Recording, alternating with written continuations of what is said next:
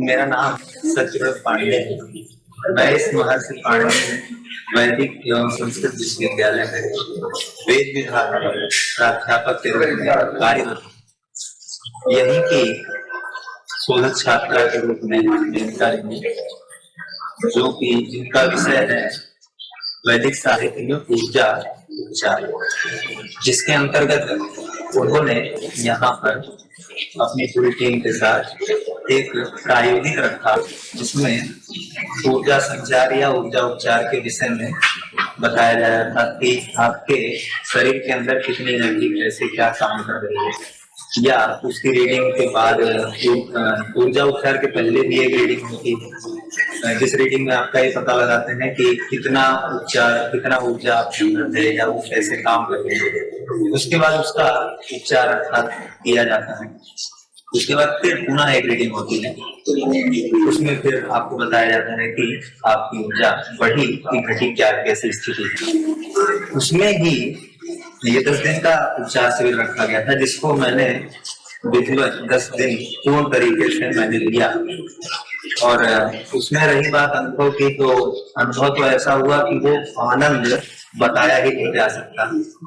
उस तरह से जैसे एक गूंगे को अगर जो खिलाया जाए तो वो गूंगा नहीं बता सकता है कि इसका स्वाद कैसा है। उसी तरह इस आनंद को बताया नहीं जा सकता है कि क्या अपने अंदर हुआ क्या कैसे। लेकिन जिस समय उपचार चलता था तो उस समय जैसे लगता था कि हाँ कुछ तो शरीर में हो रहा है, कि जैसे एक अजीब बात की ऐसा लगता था कि कभी हम आकाश में जैसे उड़ रहे हैं, अंतरिक्ष में एकदम आस पास कोई नहीं है और सिर्फ यहाँ ध्वनि जो सुनाई दे रही है ओंकार की, बस वही ओंकार की ध्वनि की गुंजायमान हो रही है और पूरे अंतरिक्ष में सिर्फ अपने अलावा।